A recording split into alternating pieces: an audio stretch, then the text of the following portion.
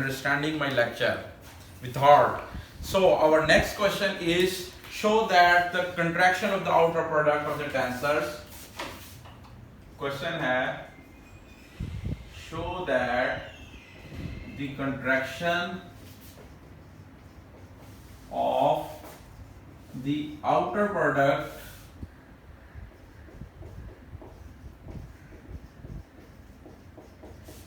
of the tensors AP, जब मैं एक कंट्रावेरिएंट लिख लेता हूं AP and BQ is invariant. ठीक है, हमारे पास क्या क्वेश्चन है कि हमने कंट्रैक्शन अप्लाई करनी है. AP हमारे पास क्या है, एक टेंसर है. BQ एक हमारे पास टेंसर है.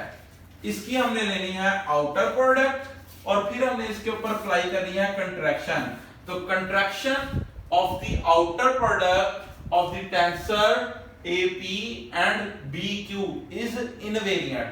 इनवेरिएंट का मतलब क्या हो रहा होता है कि चेंज ना हो, जिसका मतलब है कि वो सेम रह रहा है. वेरिएंट का मतलब हो गया सेम रहना. इनवेरिएंट का मतलब कि वेरिएंट का मतलब हो गया कि चेंज होना. इनवेरिएंट का मतलब सेम रहना. इसका मतलब कि एक कोऑर्डिनेट सिस्टम में अगर आप काम कर रहे हैं, से आपने x1 x2 x3 कोऑर्डिनेट्स के अंदर काम किया, x1 x2 x3 up to so on xn, और आपने एक काम किया है दूसरे कोऑर्डिनेट्स के अंदर x1 bar x2 bar x3 bar up to so on xn बार, और दोनों का रिजल्ट आपके पास सेम आ जाए, तो इसको हम क्या बोलते हैं, इनवेरिएंट, या इसके लिए हम क्या लफ्ज भी बोलते हैं, स्केलर. ठीक है, आसान अल्फाज में हम बात करते हैं कि जब हम वेक्टर करते थे तो एक तरफ बार वाली टर्म आती थी और यहाँ पे पार्शियल एक्स पर पार्शियल एक्स वाली टर्म आती थी, तो हम कहते थे रैंक 1 है. ठीक है, यहाँ पर अब कोई भी आपके पास टर्म नहीं आ रही पार्शियल एक्स पर पार्शियल आर, पार्शियल एक्स पर पार्शियल एक्स टाइप, तो इसको हम क्या कहते हैं, टेंसर ऑफ रैंक 0. और टेंसर ऑफ रैंक 0 को हम क्या कह रहे हैं, स्केलर. और हमें ये दूसरे अल्फाज में क्या भी बता रहा है, इनवेरिएंट, के एक कोऑर्डिनेट सिस्टम में जो आपके पास रिजल्ट था वही रिजल्ट आपके पास दूसरे में आ गया. तो जो हमने जनरलाइजेशन की थी वेक्टर वाली ट्रांसफॉर्मेशन रूल से, टेंसर्स ऑफ हायर रैंक बनाए थे, वहां से हम पीछे की तरफ गए और इनवेरिएंट के कांसेप्ट को अंडरस्टैंड किया कि हमारे पास एक कोऑर्डिनेट का रिजल्ट दूसरे कोऑर्डिनेट सिस्टम में भी वही आ रहा है, और वो जो वेक्टर का ट्रांसफॉर्मेशन रूल था जहां पे partial X bar by partial X type term आ रही थी, वो यहां पर कोई नहीं आ रही. तो हमने कह दिया, जिसको देख के हम बताते थे कि इस टेंसर का रैंक कितना है, तो यहां से हमें पता लग गया कि ये टेंसर क्या है, रैंक 0 का, और रैंक 0 वाले को हमने स्केलर कह दिया. रैंक 1 वाला हमारे पास वेक्टर था, और फिर रैंक 2 वाले tensors of high rank ultimately चलते रहे. तो हमने साबित करना है कि जब हम AP की आउटर प्रोडक्ट पहले लेते हैं और उसके ऊपर अप्लाई करते हैं कंट्रैक्शन, तो फिर हमारे पास जो रिजल्ट आता है वो इस तरह का होता है, phi is equal to phi bar type, जिसका मतलब कि AP और BQ एक तरफ आ रहे हैं और दूसरी तरफ A बार I और A बार J को इस तरह करके रिजल्ट आ रहे हैं, B बार J.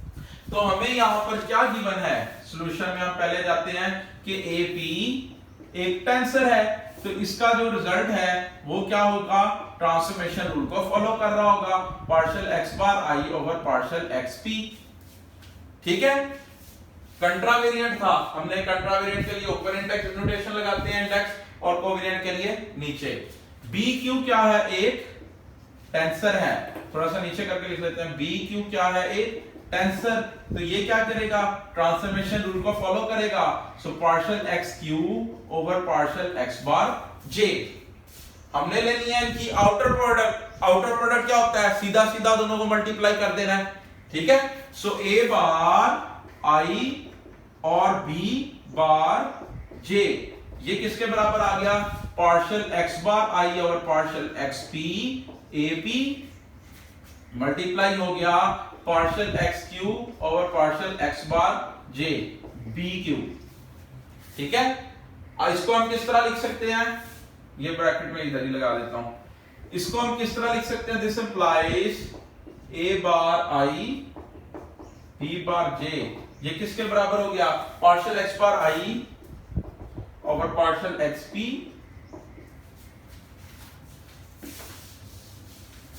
और partial X Q over partial X bar J, क्या गया ए पी और बी क्यू। ठीक है, ये हमने ले ली है outer product of two tensors. अब हमें इसके ऊपर अप्लाई करनी है कंट्रैक्शन। कंट्रैक्शन क्या होती है? One contravariant and one covariant index are set equal. So set कर लेते हैं हम, किसको सेट कर लें? जिसको मर्जी दिल करता है सेट कर लें। हम यहाँ पे सेट कर लेते हैं आई और जे को। Set I is equal to J, हमारे पास क्या आ गया? This implies A bar I B bar I, J की जगह क्या लगा दिया? I is equal to partial X bar I over partial X P, partial X Q over partial X bar I A P B Q. ठीक है, अब ये फिर अगेन चेन रूल बन गया।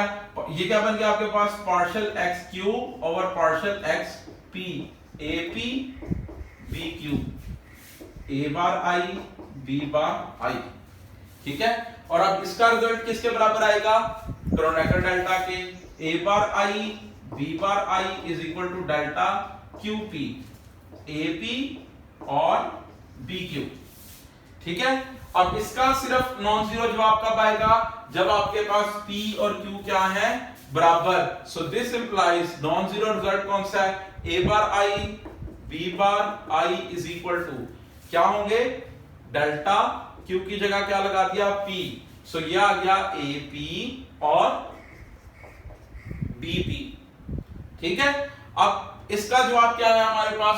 डेफिनेशन है क्रोनेकर डेल्टा की कि वो P और P जब बराबर आ गए हैं तो इसका जवाब क्या है? 1। हम इसको 1 से रिप्लेस कर सकते हैं। So this implies A bar I B bar I is equal to AP और BP।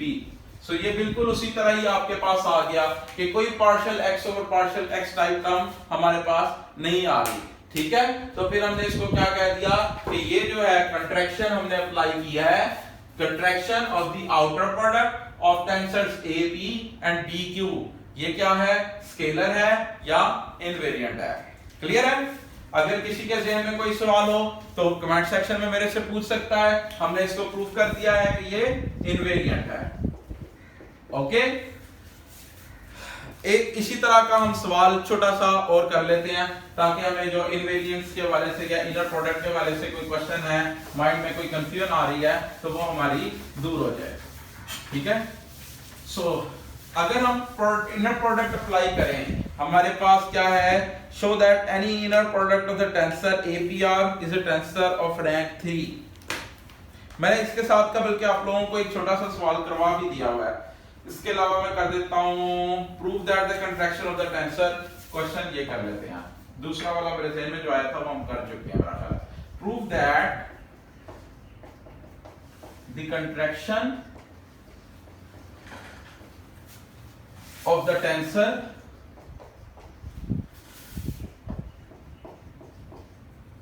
APQ is a scalar or invariant।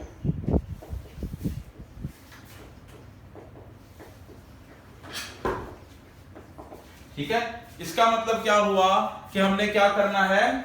ये हमें गिवन है एक टेंसर APQ क्या है? हमारे पास एक टेंसर। हमने इसके ऊपर अप्लाई करनी है कंट्रैक्शन और प्रूव कर देंगे कि वो स्केलर है या वो इनवेरिएंट है। और स्केलर क्या होता है और इनवेरिएंट क्या होता है? हमारे पास phi is equal to phi bar आपके पास आ जाए तो हम उसको कहते हैं कि ये क्या है? स्केलर और इनवेरिएंट है। ठीक है, तो हमने टेंसर गिवन है, सॉल्यूशन हमारे पास क्या आ गया? जल्दी जल्दी से इसको कर लेते हैं, ज्यादा टाइम नहीं लगाएंगे। APQ क्या है? एक टेंसर। ठीक है, अगर APQ एक टेंसर है तो ये टेंसर के ट्रांसफॉर्मेशन रूल को फॉलो करेगा कि कोऑर्डिनेट सिस्टम से हम दूसरे में जा सकते हैं। दो इंडिसेस का टेंसर है तो क्या आ गया? Partial XP partial XQ over partial X bar J। हमने क्या अप्लाई करना है? Contraction. Set I is equal to J कर लेते हैं सीधा सीधा। P is equal to Q भी कर सकते हैं। हम ये वाला सवाल P is equal to Q वाला करते हैं, वहां हमने I is equal to J के साथ किया है, यहां हम दूसरा वाला बराबर कर देते हैं। Set P is equal to Q। ठीक है, I is equal to J भी करेंगे कोई फर्क नहीं पड़ना, P इक्वल टू Q करेंगे कोई फर्क नहीं पड़ना। So this implies A bar I J is equal to partial X bar I over partial X P, partial P और क्यू को बराबर किया है, क्या गया P over partial X bar J A, P और क्यू को हमने क्या किया है बराबर, तो यहां पर क्या आ गया पीपी, ठीक है। सो this implies A bar I जे, यहां पे क्या लग गया chain rule, partial X bar I और partial X P, partial X P और पार्शियल एक्स बार जे, तो ये किसके बराबर आ गया partial X bar I over partial X bar J, और साथ क्या आ गया ए पीपी। अब हमें पता है कि delta partial X bar I और पार्शियल एक्स बार जे किसके बराबर होता है डेल्टा आई जे, जिसका जवाब होता है 1 या 0 इफ आई और जे बराबर है, if I is not equal to J. Okay हो गया, तो हम यहां पर क्या रिप्लेस कर सकते हैं, this implies A bar I J is equal to किसके बराबर आ गया डेल्टा आई जे के साथ क्या आ गया ए पी पी, ठीक है। अब हमने क्या करना है, ये जो हमारे पास डेफिनेशन थी ना, ये बात आपने ज़हन में रखनी है कि क्रोनेकर डेल्टा की डेफिनेशन है और क्रोनेकर डेल्टा आपके पास 1 और 0 है, इसका बिहेवियर आपके पास 1 और 0 आ रहा है क्योंकि आपके पास क्या है x bar 1 x bar 2 up to so on x bar n, ये कोऑर्डिनेट्स आपस में इंडिपेंडेंट हैं, तो x बार 1 का डेरिवेटिव जब x बार 1 के लिहाज से लेंगे तो जवाब आएगा 1, तो हमने इसके जो 1 का था इस वजह से हमने इसको इधर क्रोनेकर डेल्टा, कुछ लोग इसके ऊपर बार भी लगा देते हैं, ठीक है, लेकिन वो हमने डेफिनेशन नहीं देखी, हमने तो क्रोनेकर डेल्टा देखा ही बगैर बार किया है।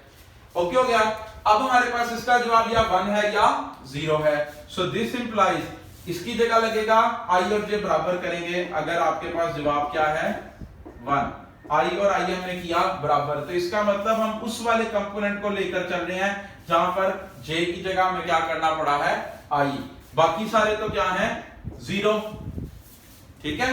सो दिस इंप्लाइज इसको हम इस तरह भी लिख सकते हैं I I is equal to A P P, क्योंकि हमने उसकी जगह वैल्यू डाल दी, तो ये बिल्कुल उसी तरह चला गया कि phi is equal to phi bar. So the contraction, अगर हम रैंक 2 वाले टेंसर के ऊपर कंट्रैक्शन अप्लाई करते हैं तो फिर हमारे पास क्या हो गया, उसका रिजल्ट क्या आया है एक स्केलर आ गया, यानी कि कंट्रैक्शन अप्लाई करने के बाद रैंक 2 कम हो जाता है, तो 2 वाले का रैंक क्या हो गया 0, और रैंक 0 को हम क्या कहते हैं एक स्केलर। तो ये इनवेरिएंट और हमने इनर प्रोडक्ट और कंट्रैक्शन के हवाले से 2-4 छोटे-छोटे से सवाल हमने कर लिए हैं। अब हम क्वेश्चन लॉ के हवाले से कोई सवाल करेंगे अपने नेक्स्ट लेक्चर के अंदर, ताकि आप लोगों को उसके अंदर जो हमने outer product followed by contraction करना है, inner product followed by contraction over an outer product, तो वो हमारे पास जो क्वेश्चन लॉ वाला हिसाब किताब है तो हम उसको देखते हैं कि किस तरह हमने सिंप्लीफाई करना है। एट द एंड आप इस चैनल में जो मेरी वीडियोस आ रही हैं टेंसर एनालिसिस की, उनको गौर से देखें, समझें और